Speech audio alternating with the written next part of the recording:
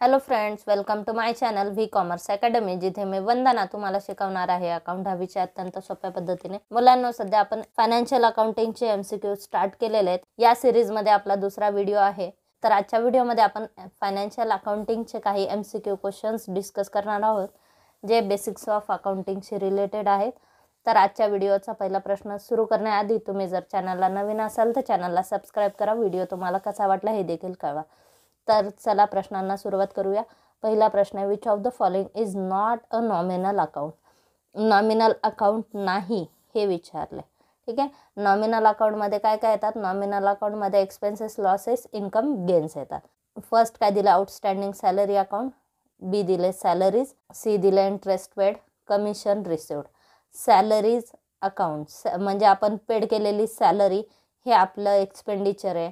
त्यानंतर इंटरेस्ट, आपण जर इंटरेस्ट पेड केला तर ते सुद्धा आपलं एक्सपेंडिचर आहे. आपल्याला इंटरेस्ट मिळालं ते इन्कम आहे. ठीक आहे. आपण सॅलरी पेड केली, इंटरेस्ट पेड केला, हे आपले एक्सपेन्सेस आहेत. एक्सपेन्सेस नॉमिनल अकाउंटमध्ये येतात. त्यानंतर कमिशन रिसिव्ड, आपल्याला मिळालेलं कमिशन आहे, म्हणजे आपलं इन्कम आहे, उत्पन्न आहे, ते सुद्धा नॉमिनल अकाउंटमध्ये येतं. आणि आउटस्टँडिंग सॅलरी म्हणजे आपण न दिलेली सॅलरी. ठीक आहे. आउटस्टँडिंग सॅलरी म्हणजे जी सॅलरी आपण दिलेली नाही, द्यायची आहे. सपोज आपण XYZ पर्सनची टोटल सॅलरी आहे 20,000, आपण त्याला 15,000च सॅलरी दिली.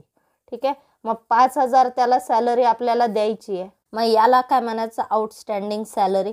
किंवा ए हा व्यक्ती आहे, एची सॅलरी आहे 10,000 रुपये, आपण त्याला सॅलरी दिलीच नाही. ठीक आहे. मग हे जे 10,000 आहे याला आपण काय म्हणणार? आउटस्टँडिंग सॅलरी म्हणणार. ठीक आहे. Outstanding salary. मग हे अकाउंट कशाला रिप्रेझेंट करतं? की आपली आउटस्टँडिंग किती आहे, न दिलेला खर्च किती आहे, कोणाला द्यायचा आहे तो खर्च, किंवा न दिलेले पैसे किती आहे, कोणाला द्यायचे, हे रिप्रेझेंट करतं. म्हणजेच ही आउटस्टँडिंग सॅलरी एला रिप्रेझेंट करते. ही आउटस्टँडिंग सॅलरी XYZला आपल्याला द्यायची आहे, मग ती XYZ पर्सनला रिप्रेझेंट करते. ठीक आहे. म्हणजे आउटस्टँडिंग सॅलरी हे अकाउंट पर्सनला रिप्रेझेंट करतं आणि त्यामुळं ते अकाउंट येतं रिप्रेझेंटेटिव्ह पर्सनल अकाउंटमध्ये. ठीक आहे. कोणता प्रकार आहे? आउटस्टँडिंग सॅलरी हा पर्सनल अकाउंटचा प्रकार आहे. मग त्याच्यामध्ये सबटायटल काय? Representative personal account. कोणत्या टाईपचं अकाउंट आहे ते? Representative personal account. आता इथे आपल्याला काय विचारले? Which of the following is not nominal account. Nominal account नाही हे विचारले. देन आउटस्टँडिंग सॅलरी हे एक पर्सनल अकाउंट आहे. ठीक आहे. ते नॉमिनल अकाउंट नाही आहे. Then A is a correct answer. त्यानंतर next, historical cost concept requires the valuation of an asset at. Historical cost concept, accounting कन्सेप्टमध्ये एक कन्सेप्ट आहे कॉस्ट कन्सेप्ट. मग ती कॉस्ट कन्सेप्ट काय सांगते? ती कॉस्ट कन्सेप्ट सांगते की आपण एखादी असेट जर समजा 2 लाखाला खरेदी केली तर आपल्या बॅलन्स शीटला किती आपण दाखवणार? 2 लाख रुपयेच दाखवणार. ठीक आहे. आणि त्या कन्सेप्ट, त्या प्राईसनुसारच आपण तिचं व्हॅल्युएशन करणार. आपण 2 लाखाला असेट खरेदी केला, आता त्याची मार्केटमध्ये किंमत झाली 2.5 लाख, तर आपण 2.5 लाख रेकॉर्ड करणार नाही, आपण 2 लाखच रेकॉर्ड करणार. आता मार्केटमध्ये त्याची किंमत झाली 2.5 लाख, तरी आपण रेकॉर्ड करताना ज्या किमतीला आपण ती खरेदी केली त्याच किमतीला आपण ती रेकॉर्ड करणार. मग ही कन्सेप्ट कोणती कन्सेप्ट सांगते? हिस्टॉरिकल कॉस्ट कन्सेप्ट सांगते. ठीक आहे. Historical cost concept requires the valuation of an asset at. कोणत्या कॉस्टला आपण ती दाखवणार? ज्या किमतीला आपण ती खरेदी केली त्या किमतीला आपण दाखवणार. याच किमतीला आपण काय म्हणतो? Original cost. ठीक आहे. Then A is a correct answer. Original cost. अकाउंटमध्ये आपण कोणत्या किमतीला असेट दाखवत असतो? त्याची ओरिजिनल कॉस्ट, ज्या किमतीला आपण असेट खरेदी केली यालाच ओरिजिनल कॉस्ट म्हणतात. यालाच दुसरा वर्ड ॲक्विजिशन कॉस्ट असा देखील वापरला जातो. त्याच्यानंतर पुढचा प्रश्न आहे, profit and loss is calculated at the stage of. Profit and loss आपण कुठं कॅल्क्युलेट करतो? ए दिले रेकॉर्डिंग, बी दिले पोस्टिंग, सी दिले क्लासिफाईंग, डी दिले समरायझिंग. ओके. रेकॉर्डिंग आपण जर्नल ज्यावेळेस आपण मेंटेन करतो, जर्नल एंट्रीज करतो, मग तिथे ट्रान्झॅक्शन रेकॉर्ड होतात. पोस्टिंग म्हणजे आपण त्याची लेजर पोस्टिंग करतो. ठीक आहे. लेजर बनवतो, त्या प्रोसेसला काय म्हणतात? पोस्टिंग किंवा क्लासिफाईंग. ठीक आहे. आणि समरायझिंगमध्ये इथे आपण काय करत असतो, इथे आपण अकाउंट प्रिपेअर करतो, फायनल अकाउंट आपण इथे बनवत असतो. फायनल अकाउंट बनवताना आपण कोणकोणते अकाउंट बनवतो, trading account, profit and loss account आणि बॅलन्स शीट. ट्रेडिंगला ट्रेडिंगचा किंवा व्यवसायाचा उत्पादनामध्ये जो ढोबळ नफा होतो तर तो कळतो. त्याच्यानंतर नेट प्रॉफिट आपण प्रॉफिट अँड लॉसला फाइंड आउट करतो आणि बॅलन्स शीटला बिझनेसची फायनान्शियल पोझिशन इंडिकेट केली जाते. ठीक आहे. मग इथे काय विचारलं, profit and loss is calculated at the stage of. मग प्रॉफिट अँड लॉस आपण कुठे कॅल्क्युलेट करतो, ज्यावेळेस फायनल अकाउंट आपण बनवतो त्यावेळेस आपण profit and loss find out करतो. आणि फायनल अकाउंट बनवण्याची प्रोसेस म्हणजे summarising. Okay, then D is a correct answer. त्यानंतर नेक्स्ट क्वेश्चन आहे, the rule of debit all expenses and losses, credit all income and gain is relates to. आता या ठिकाणी debit all expenses and losses, credit all income and gains, हा rule कोणता आहे, हा नॉमिनलचा रूल आहे. Then C is a correct answer. त्यानंतर next, which of the following is not the main objective of accounting. अकाउंटिंगचं मेन ऑब्जेक्टिव्ह नाही हे विचारलं. ठीक आहे. फर्स्ट काय दिले, सिस्टमॅटिक रेकॉर्डिंग ऑफ ट्रान्झॅक्शन. अकाउंटिंगचं मेन ऑब्जेक्टिव्ह काय असतं, ट्रान्झॅक्शन सिस्टमॅटिकली रेकॉर्ड करणे हे अकाउंटिंगचं मेन ऑब्जेक्टिव्ह आहे. जर्नल आणि लेजर आपण सिस्टमॅटिक रेकॉर्डसाठी बनवत असतो. Ascertaining the profit or loss, बिझनेसचा प्रॉफिट लॉस फाइंड आउट करण्यासाठी देखील अकाउंट बनवलं जातं. अकाउंटिंगची समरायझिंग जी स्टेज आहे त्या स्टेजमध्ये आपण profit and loss find out करत असतो. त्यानंतर ascertainment of financial position, final account बनवताना आपण तिथे बॅलन्स शीट सुद्धा प्रिपेअर करत असतो आणि बॅलन्स शीट काय दाखवते, बिझनेसची फायनान्शियल पोझिशन इंडिकेट करते. आणि लास्ट काय दिलं, solving tax disputes with tax authorities. Tax authority सोबत आपले काही टॅक्स डिस्प्यूट असतील, म्हणजे जर समजा बिझनेस म्हणते टॅक्स किती आहे, बिझनेस म्हणते टॅक्सेबल इन्कम 50,000 आहे आणि as per rule taxable income आपलं 60,000 होतं आहे. मग या ठिकाणी आपला टॅक्स, बिझनेसचा टॅक्स किती असणार आहे, तर हे सॉल्व करणे, टॅक्स डिस्प्यूट सॉल्व करणे किंवा टॅक्स ऑथॉरिटीशी काही बिझनेसचे जर समजा टॅक्सशी रिलेटेड वाद असतील ते सॉल्व करणे हे अकाउंटिंगचं मेन उद्देश नाही आहे. अकाउंटिंगचं मेन उद्देश काय की ट्रान्झॅक्शन सिस्टमॅटिकली रेकॉर्ड करणे, बिझनेसचा प्रॉफिट फाइंड आउट करणे, फायनान्शियल पोझिशन फाइंड आउट करणे, हे सगळे अकाउंटिंगचे मेन ऑब्जेक्टिव्ह आहे. आणि टॅक्स लायबिलिटी, आपली टॅक्सेबल इन्कम किती आहे हे अकाउंटद्वारे दाखवलं जातं. पण इथे टॅक्सशी रिलेटेड काही डिस्प्यूट सॉल्व अकाउंटमध्ये केले जात नाही. ठीक आहे. Then D is a correct answer. आता इथे काय विचारलं, which of the following is not the main objective. Main objective नाही विचारले, हे तिन्ही मेन ऑब्जेक्टिव्ह आहेत. आणि टॅक्स डिस्प्यूट सॉल्व करणे हे अकाउंटिंगचं मेन ऑब्जेक्टिव्ह नाही आहे. त्यानंतर नेक्स्ट क्वेश्चन आहे, the comparison of financial statement of one year with that of another is possible only when dash concept is followed. आता या ठिकाणी कंपॅरिझन, आपल्याला जर समजा फायनान्शियल स्टेटमेंटचं कंपॅरिझन करायचं, एका वर्षाचे फायनान्शियल स्टेटमेंट आपल्याला दुसऱ्या वर्षाशी कंपेअर करायचे, म्हणजे आपला प्रॉफिट वाढला कमी झाला, असेट वाढल्या कमी झाल्या, लायबिलिटी वाढल्या का कमी झाल्या, त्यानंतर कॅपिटलमध्ये काय चेंजेस झाले, तर हे सगळं आपल्याला जर कंपेअर करायचं आहे, फायनान्शियल स्टेटमेंटचं आपल्याला कंपॅरिझन करायचं आहे, तर ते कधी पॉसिबल होणार, कोणती कन्सेप्ट आपण फॉलो केली तर पॉसिबल होतं हे विचारलं. ए दिले गोइंग कन्सर्न, बी दिलं ॲक्रुअल, सी दिलं कन्सिस्टन्सी आणि डी दिलं मटेरियलिटी. ठीक आहे. जर समजा आपण अकाउंटिंग दरवर्षी अकाउंट सेम मेथडने आपण मेंटेन केलं तर आपल्याला कंपॅरिझन करता येईल. जर समजा एका वर्षी आपण डेप्रिसिएशनसाठी आपण फिक्स इन्स्टॉलमेंट मेथड फॉलो केली, दुसऱ्या वर्षी आपण रिटर्न डाऊन मेथड फॉलो केली, तिसऱ्या वर्षी म्हटलं परत फिक्स इन्स्टॉलमेंट आपण फॉलो केली, चौथ्या वर्षी आपण return down value method follow केली, तर या ठिकाणी जर समजा आपण सेम अकाउंटिंग पॉलिसी जर फॉलो केलेल्या नसतील तर आपल्याला फायनान्शियल स्टेटमेंट कंपेअर करता येत नाही, कारण त्याच्यामध्ये रिझल्ट वेगवेगळे दाखवले जातात आणि त्याच्यामुळे आपल्याला ते कंपॅरिझन करता येत नाही. मग इथं काय विचारलं, the comparison of financial statement of one year with that of another is possible only when dash concept is followed. कोणती कन्सेप्ट फॉलो केली असेल तर कंपॅरिझन करता येतं हे विचारलंय. जर समजा आपण बिझनेसमध्ये कन्सिस्टन्सी कन्सेप्ट फॉलो केली तर आपल्याला फायनान्शियल स्टेटमेंट कंपेअर करता येतात.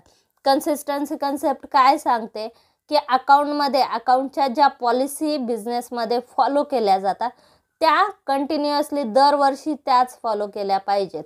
आपण दरवर्षी विनाकारण जर अकाउंटिंग पॉलिसी चेंज केल्या तर फायनान्शियल स्टेटमेंटचं कंपॅरिझन करता येत नाही. Then C is correct answer. त्यानंतर next, for every debit there will be an equal credit according to. जेवढ्या रकमेसाठी आपण डेबिट केले तेवढ्याच रकमेसाठी एक अकाउंट क्रेडिट होणार. हा रूल कशाचा आहे? हा रूल आहे डबल एंट्री सिस्टीमचा. ठीक आहे. आणि कोणत्या कन्सेप्टनुसार तो रूल आपण फॉलो करतो? ड्युअल ॲस्पेक्ट कन्सेप्टनुसार. ही कन्सेप्ट ड्युअल ॲस्पेक्ट कन्सेप्ट काय सांगते? प्रत्येक ट्रान्झॅक्शनचे 2 इफेक्ट करा, एक डेबिट आणि दुसरा credit. Then D is a correct answer. त्यानंतर नेक्स्ट क्वेश्चन आहे, a trader calculated his profit as rupees 1,50,000 on 31st March 2014. It is an. आता या ठिकाणी काय सांगितलं? A trader calculated his profit. ट्रेडरने त्याचा प्रॉफिट कॅल्क्युलेट केला. तो किती आला प्रॉफिट? 1,50,000 या तारखेला. ठीक आहे. या तारखेला पर्टिक्युलर डेटला किती प्रॉफिट झाला हे फाइंड आउट केलं.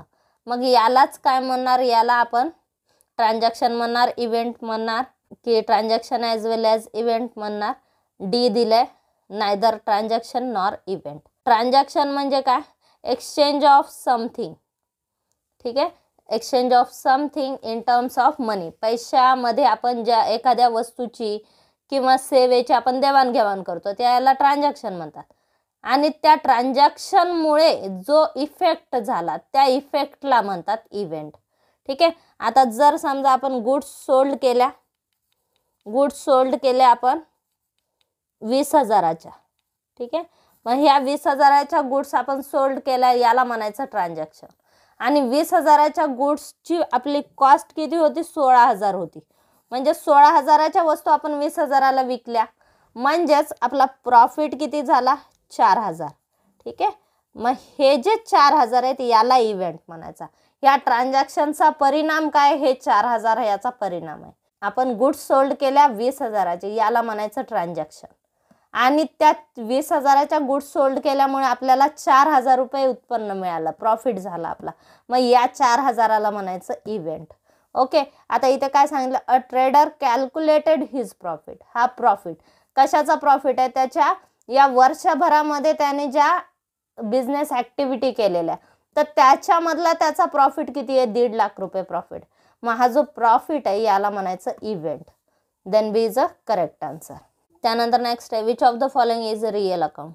रिअल अकाउंट विचारलं आपल्याला. रिअलमध्ये काय येतात? रिअलमध्ये येतात असेट. ठीक आहे. ए दिले बिल्डिंग, बी दिलं कॅपिटल, सी श्याम आणि डी रेंट. ठीक आहे. रेंट हा खर्च आहे, हे नॉमिनल अकाउंट आहे. श्याम हा व्यक्ती आहे, हे पर्सनल अकाउंट आहे. त्यानंतर कॅपिटल अकाउंट म्हणजेच हे ओनरचं अकाउंट असतं. ओनर हा व्यक्ती आहे त्यामुळे ते सुद्धा पर्सनल अकाउंटमध्ये येतं. ओके. आणि बिल्डिंग ही आपली असेट आहे, प्रॉपर्टी आहे, ते रिअल अकाउंट येतं. Then A is the correct answer. त्यानंतर next, cost concept basically recognises. Cost concept काय सांगते?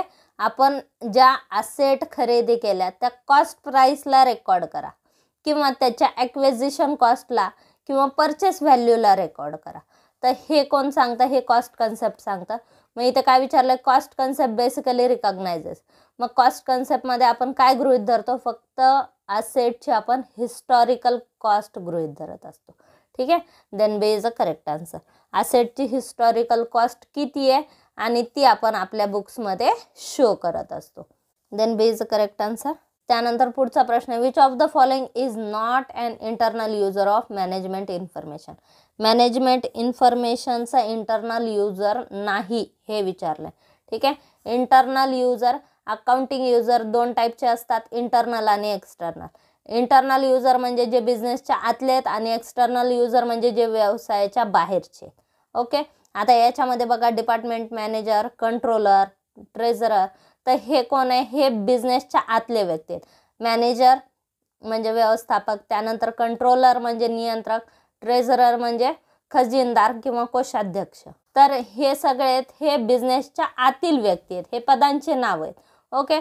मग हे बिझनेसच्या आतल्या पोस्ट आहेत, बिझनेसच्या आतील व्यक्ती आहेत. आणि क्रेडिटर म्हणजे कोण? ज्याच्याकडून आपण उधारीवर वस्तू खरेदी केलेल्या आहेत आणि त्याला आपल्याला वस्तूचे पैसे द्यायचे. ठीक आहे, म्हणजे ही आपली लायबिलिटी, म्हणजे व्यवसायाच्या बाहेरील व्यक्ती. क्रेडिटर हा कोण आहे? थर्ड पर्सन आहे, बिझनेसच्या बाहेरील व्यक्ती आहे ज्याला आपल्याला बिझनेसमधून पैसे द्यायचे आहेत. मग हा कोण झाला? थर्ड पार्टी झाला, एक्सटर्नल युजर झाला. ठीक आहे, मग इंटरनल युजरमध्ये कोण येतात? बिझनेसच्या आतील व्यक्ती येतात, आणि एक्सटर्नल युजरमध्ये व्यवसायाच्या बाहेरचा व्यक्ती येतो, आणि क्रेडिटर हा व्यवसायाच्या बाहेरचा व्यक्ती असतो. Then A is a correct answer. त्यानंतर next, double entry system is use in which type of accounting. Double entry system ही कोणत्या अकाउंटिंगमध्ये यूज होते? डबल एंट्री सिस्टीम ही फायनान्शियल अकाउंटमध्ये यूज केली जाते. ठीक आहे, आपण डाटा रेकॉर्ड करणे, ट्रान्झॅक्शन पास करणे, journal, ledger, final account prepare करणे, त्यानंतर प्रत्येक ट्रान्झॅक्शनचे 2 इफेक्ट करणे, हे जे अकाउंट आपण तयार करतो हे फायनान्शियल अकाउंटिंग आहे. ओके, आणि डबल एंट्री सिस्टीम हा कशामध्ये इन्क्लूड आहे? फायनान्शियल अकाउंटमध्ये इन्क्लूड आहे. कॉस्ट अकाउंटिंगमध्ये काय येतं? कॉस्ट काढणे, प्रॉडक्टची कॉस्ट काढणे, कॉस्टिंगचा अभ्यास करणे, हे कॉस्ट अकाउंटमध्ये येतं. मॅनेजमेंट अकाउंटिंगमध्ये फायनान्शियल डाटा ॲनालाइज केला जातो, आणि फायनान्शियल अकाउंटिंगमध्ये आपण डाटा रेकॉर्ड करत असतो. Then B is correct answer. त्यानंतर नेक्स्ट क्वेश्चन आहे, an accounting that deals with the accounting and reporting information to management regarding the detail information is. आपण डाटा डिटेलमध्ये मॅनेजरला प्रोव्हाइड केला, मग त्या अकाउंटिंगमधला काय म्हणतात? त्या अकाउंटिंगला म्हणतात management accounting.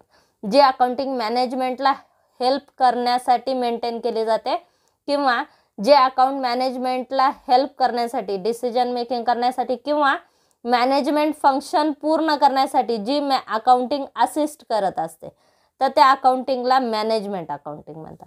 Then B is a correct answer. Financial accounting म्हणजे ज्या अकाउंटिंगमध्ये आपण डाटा रेकॉर्ड करतो. रेकॉर्डिंग कोणत्या अकाउंटमध्ये होते? फायनान्शियल अकाउंटिंगमध्ये. डाटा ॲनालाइज मॅनेजमेंट अकाउंटिंगमध्ये होतो. आणि कॉस्ट अकाउंटिंगमध्ये काय केलं जातं? बिझनेसमध्ये प्रॉडक्टची कॉस्ट असर्टेनमेंट कॉस्ट अकाउंटिंगमध्ये केली जाते. Okay, then B is correct answer. त्यानंतर नेक्स्ट क्वेश्चन आहे, identify which is wrong rule. ठीक आहे, रॉंग रूल विचारलाय. आता इथे काय दिलं आहे? नॉमिनलचा रूल काय सांगितला? Debit all expenses and losses, credit all income and gain. हा नॉमिनलचा रूल आहे. आपल्याला काय दिलं आहे? Nominal, debit all expenses and losses, बरोबर आहे. त्यानंतर आहे रिअलचं काय दिलं आहे? रिअलचा रूल काय? Debit what comes in, credit what goes out. इथं काय दिलं? Real, credit what comes in. ठीक आहे, हे चुकीचं दिलं आहे. डेबिट वॉट कम्स इन आणि क्रेडिट वॉट गोज आउट. मग हा चुकला रूल. सी काय दिलं? Nominal account, credit all income and gain. नॉमिनलचा रूल काय? Debit all expenses, credit all income and gain. Okay, हा पण बरोबर दिला आहे. पर्सनलचा डेबिट द रिसिवर, हा सुद्धा बरोबर आहे. देन बी आपल्याला चुकीचं काय दिलं आहे? Real account, credit what comes in, हे चूक दिले. काय असतं? डेबिट वॉट कम्स इन असतं. Then B is correct answer. त्यानंतर नेक्स्ट क्वेश्चन आहे, financial accounting is concern with. Financial account हे कशासाठी केलं जातं? फायनान्शियल अकाउंटिंगचं मेन फंक्शन. आता अकाउंटिंगच्या ज्या ब्रांचेस आहेत त्याच्यामध्ये कॉस्ट अकाउंटिंग, मॅनेजमेंट अकाउंटिंग आणि फायनान्शियल अकाउंटिंग अशा ब्रांच आहेत. याच्यामध्ये फायनान्शियल अकाउंटिंगमध्ये day to day transaction record केले जातात. मॅनेजमेंट अकाउंटिंगमध्ये डाटा ॲनालिसिस करून मॅनेजमेंटला प्रोव्हाइड केला जातो. आणि कॉस्ट अकाउंटिंगचं मेन फंक्शन काय? कॉस्ट असर्टेनमेंट हे त्याचं मेन फंक्शन. ओके, आता इथे काय विचारलं? Financial accounting is concern with. A दिले recording of business expenses and revenue. B दिले recording of cost of products and services, हे कॉस्ट अकाउंटिंगचं मेन फंक्शन आहे. त्यानंतर सी दिले recording of day to day business transaction. Financial अकाउंटमध्ये आपण day to day transaction record करत असतो. आणि डी दिलं आहे नन ऑफ दिस. आता आपल्याला फायनान्शियल अकाउंटिंगशी संबंधित स्टेटमेंट ओळखायला सांगितलं. देन सी काय आहे? Recording of day to day business transaction. Then C is a correct answer. त्यानंतर next, the nature of financial accounting is. Financial अकाउंटिंगचं नेचर विचारलं आहे. फायनान्शियल अकाउंटिंग नेचर, आपण फायनान्शियल अकाउंटिंगमध्ये ट्रान्झॅक्शन कधी रेकॉर्ड करतो? ज्यावेळेस त्या ट्रान्झॅक्शन पास झालेल्या आहेत, व्यवहार ॲक्च्युलीमध्ये झालेला आहे, त्याच्यानंतर आपण तो रेकॉर्ड करतो. ठीक आहे, व्यवहार झाल्यानंतर रेकॉर्ड करणे म्हणजे ते कोणतं नेचर आहे? हिस्टॉरिकल नेचर आहे. ट्रान्झॅक्शन झाल्यानंतर, व्यवहार झाल्यानंतर आपण त्याची एंट्री पास करतो. ओके, म्हणजे वर्षभरामध्ये आपण ज्या ट्रान्झॅक्शन पास केल्या त्या सगळ्याचा रेकॉर्ड आपण वर्ष संपल्यानंतर करतो. At the end of accounting year ते रेकॉर्ड प्रिपेअर केलं जातं. मग हे नेचर कोणतं आहे? हे हिस्टॉरिकल नेचर आहे. Then A is a correct answer. B काय दिले? Forward looking. मॅनेजमेंट अकाउंटमध्ये आपण एस्टिमेट्स करत असतो, जसं की आपले डिझायर्ड सेल्स काय असेल, डिझायर्ड प्रॉफिट काय असेल, BEP काय असेल. मग हे लुकिंग फॉरवर्ड असतं, पुढच्या पिरियडचे आपण डिसिजन घेत असतो. आणि ॲनालिटिकल सुद्धा हे मॅनेजमेंट अकाउंटिंगचं नेचर आहे. ओके, फॉरवर्ड लुकिंग किंवा ॲनालिटिकल हे नेचर मॅनेजमेंट अकाउंटिंगचं आहे आणि फायनान्शियल अकाउंटिंगचं नेचर हे हिस्टॉरिकल नेचर आहे. Then A is a correct answer. त्यानंतर next, the main object of cost accounting is. Main object of cost accounting, आत्ताच मी तुम्हाला कॉस्ट अकाउंटिंग, मॅनेजमेंट अकाउंटिंग आणि फायनान्शियल अकाउंटिंग तिन्हीचे मेन ऑब्जेक्टिव्ह सांगितले. कॉस्ट अकाउंटिंगचं मेन ऑब्जेक्टिव्ह काय? Cost ascertainment, cost find out करणे. ओके, एक काय दिलं आहे? To record day to day transaction of business, हे फायनान्शियल अकाउंटिंगचं मेन ऑब्जेक्टिव्ह आहे. To reveal managerial efficiency, managerial efficiency वाढवणे हे मॅनेजमेंट अकाउंटिंगचं मेन फंक्शन आहे. To ascertainment true cost of products and services, आपल्या प्रोडक्ट अँड सर्व्हिसेसची ट्रू कॉस्ट ठरवणे, डिसाईड करणे हे कॉस्ट अकाउंटिंगचं मेन फंक्शन आहे. Then C is a correct answer. To determine tender price, cost accounting ही हेल्प करत असते टेंडर प्राइस भरण्यासाठी, पण ते टेंडर प्राइस भरणे हे कॉस्ट अकाउंटिंगचं मेन फंक्शन नाही. त्याच्या आधारे, कॉस्ट अकाउंटिंगच्या आधारे हे करणं पॉसिबल होतं. Okay, then C is a correct answer. आपल्याला काय सांगितलं? मेन ऑब्जेक्ट सांगितलं. कॉस्ट अकाउंटिंगचं मेन ऑब्जेक्ट काय? कॉस्ट फाइंड आउट करणे, कॉस्ट असर्टेन करणे. Okay, then C is a correct answer. त्यानंतर नेक्स्ट क्वेश्चन आहे, accounting principles are generally based upon. Accounting principles म्हणजे आपण ज्या अकाउंटिंग कन्सेप्ट आणि अकाउंटिंग कन्व्हेन्शन आपण शिकत असतो. अकाउंटिंग प्रिन्सिपल हे 2 टाईप्समध्ये डिवाइड होत असतात, अकाउंटिंग कन्सेप्ट्स आणि अकाउंटिंग कन्व्हेन्शन्स. अकाउंटिंग कन्सेप्ट आणि कन्व्हेन्शन म्हणजे जवळपास 13-14 पॉईंट्स आपण अभ्यास करत असतो.